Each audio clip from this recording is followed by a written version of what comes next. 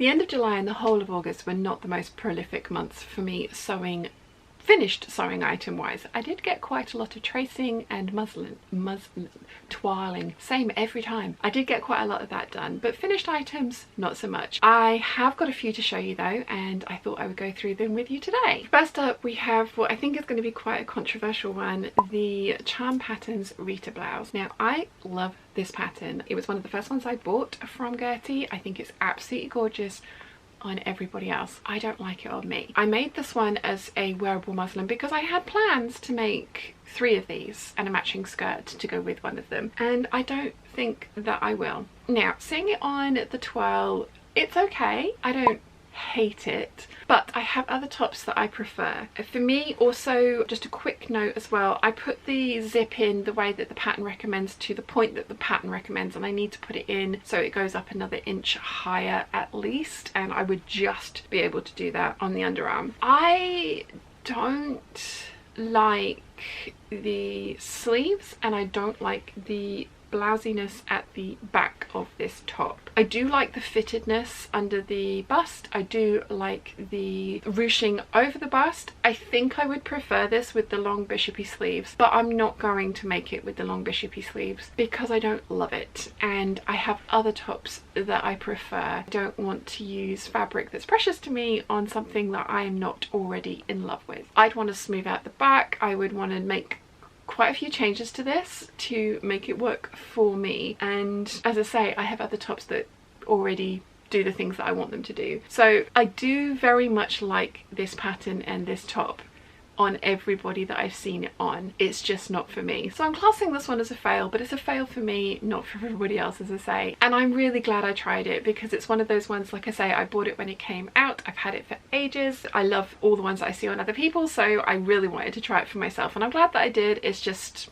not the right fit for me and the kind of clothes that I like to wear. So next up, I got stuck into my 3rd iteration of my Star Trek, what I've christened my Star Trek dress. I think it's Einstein who said the definition of insanity is trying the same thing over and over again, expecting a different result. To be fair, I have switched things up with this one. I have made this one out of a Ponte Roma with the same PVC stretch fabric. I did tweak a few pieces so that pattern pieces matched up a little better on the front and back, and I'm glad that I did. I really love this one to about the top of the hips, and then the skirt.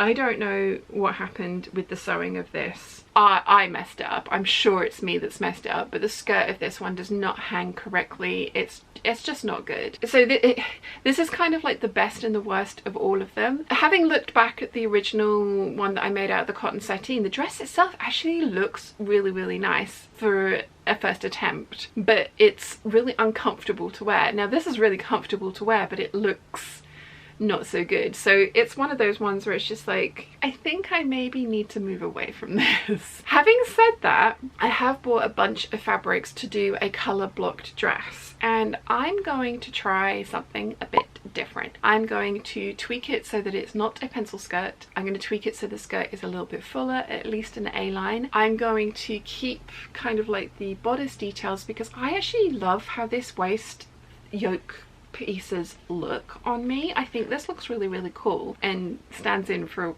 a belt.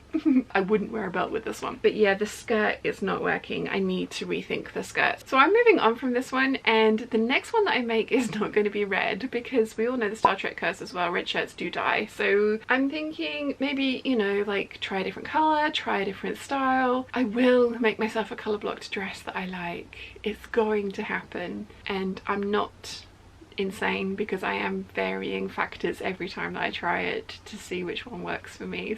So technically not insanity, technically. But yeah, I'm really glad that I tried it. This was the first thing that I got done in August, and it kind of was one of those ones where it's just like, I'm glad I tried it. It didn't work. That's annoying. Let's trace a bunch of things out and alter things and cut out muslins. So that's what I did next. So the next dress I've made, I actually don't have down here. It's in my wardrobe and I've worn it out twice so far. It's the 8177, and I did a sew along for that, which you can find up here and also linked in the description down below. I love this thing. I love how it turned out. I did need to make make some tweaks, but they were minor, and the biggest one was adding extra buttonholes in so that it fitted me better for the type of fit that I like for this kind of a dress. I'm really glad that I did that, and as I say, I have worn this out twice so far and I will be wearing it again. I'm also going to make 2 more of these. I talked about the plans for the other 2 in the September fabric haul and sewing plans video, which again up here and in the description down below. I have plans for the sleeved version. I'm going to make it a midi length, maybe 30 inches long, so because the current one that I've made is a proper maxi, which I love. But yeah, I'm going to do a midi length one for the red one with sleeves because it is going to have sleeves, and I think that will balance it out nicely. I will be filming the process and putting out an additional sew alongs to talk you through how the sleeves go in traditionally. I'm also going to do a pattern hacking video with this pattern because I think it would be fairly easy to turn it into a zip back dress with big bishopy sleeves that are actually sewn into the strap so they're not elasticated. Nothing against elasticated sleeves, but I have a feeling that I'm going to like that version as well. I have some Swiss dot viscose to do for that, and that will be the base for the dirndl that I'm hopefully going to be making this month as well. So I love the 8177. I'm super pleased that the Patreon peeps, and you will be seeing a bunch of Patreon peeps names on the bottom of the screen as we're talking about this. I'm very pleased that they voted for that particular pattern. It is an awesome one, very simple sew, really easy to make. I love how it's turned out. I can imagine myself making many more than just the 3 that I've talked about today. After the disasters of the Rita blouse and the Star Trek dress, I needed a palette cleanser. I needed a dress that I knew worked for me, and that is the Butterick 5951. And I went for that one specifically because I have lots of TNT patterns, as you guys know, but this one is brilliant for smaller pieces of fabric. This is a double gauze fabric that I got from Sewn's Fabrics in Australia, and I will list to them down below. They are a print on demand, I think. It's kind of like custom designed fabrics, and they do have a shop section that's open for like any extras that they have, and this was one of those extras. I had 2.5 meters of it, and I was going to make a shirt out of it, but as you guys know, I very rarely wear separates. I much prefer dresses, and when I worked out that this dress could be cut out of small amounts of fabric, I decided with the shorter sleeves, I decided to go for it, and I'm so pleased that I did. I love how this has turned out. I made matching bias binding with the scraps. I have 2 hair scrunchies cut out waiting to be sewn, and literal fabric spaghetti left after cutting this dress and those pieces out. I am in love with how it's turned out. I was a bit worried that these colours weren't going to be great for me, but this base pink is actually one of the ones that is in the spring palette, and I think looks really nice with these deep dark florals. I also think that this means that depending on how I style it, I'll be able to wear it in the summer and also in the autumn, possibly winter if I put enough layers under it. This is my first time working with a double gauze. This was a very well behaved double gauze. It didn't actually have that kind of crinkly bobbly effect that I usually associate with double gauze. I've pre-washed this, took it out, and I have ironed it, and I haven't ironed that out. It wasn't there from the fabric taken from the tumble dryer. I think it was quite a nice introduction to working with double gauze, although for the other ones that I have, which are very kind of like obviously wrinkly, that's going to be a whole different...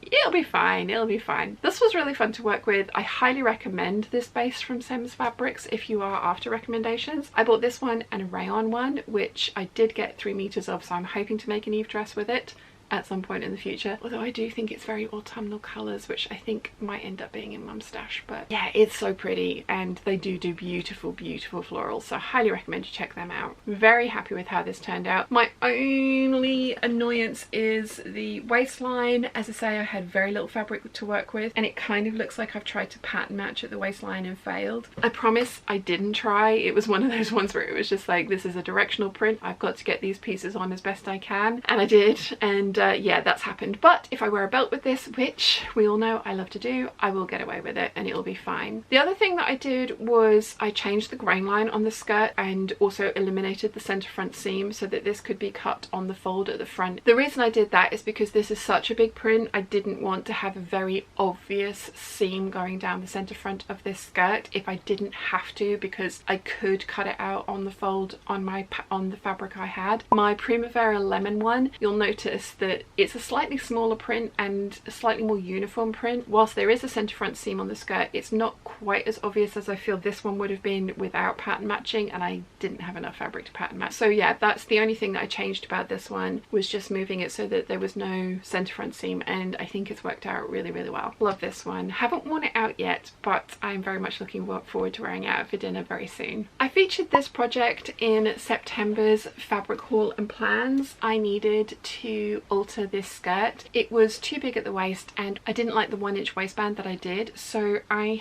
have taken that off, taken the skirt in by 3 inches, put on a new 1.5-inch wide waistband, and I love it, and it fits so much better. I have done a whole video for the refashion of this, which hopefully will be coming out very soon for you guys, like as a little extra bonus video. Not that I think anyone needs that tutorial, I just thought it might be interesting to see the way that I tackled this kind of a project. As I mentioned in that video, if I had liked the waistband and I only needed to take it in by 1 inch, I could easily have moved the hook and eyes and just moved the buttons over a little bit to either take it in or let it out. But because I was taking 3 inches out of the waist and I hated the waistband, I decided to completely take this apart and refashion it. So pleased with this. I love this skirt and I will be wearing it lots, which is awesome. And then the final thing that I got sewn is this tie front shirt. It's a Gertie for Butterick pattern, and I can never remember the number off the top of my head, so I will include a picture of the pattern for you. I've made a bunch of these. I do wear them. They're very simple to make. They don't take too much fabric. I love how this one has turned out. I refashioned the skirt that I'd made from this fabric into a dress earlier this year, and I had enough fabric left over to cut out this shirt, which I can't wait to put over that dress because it gives it a whole different look. I don't have that footage yet, but here is the chestnut print as dress, and then with this exact shirt over the top of it. It's just a different look, and I really, really like it. This fabric is the Spoonflower cotton sateen. It is absolutely gorgeous. I really like this one to wear and work with. I haven't tried their cotton lawn. It hadn't been released the last time I made a Spoonflower order, so I'm going to be really interested to see what that's like. Cotton sateen is my usual go-to if I'm ordering from Spoonflower, but that doesn't happen often because it is an expensive fabric. But for beautiful prints like this, it's totally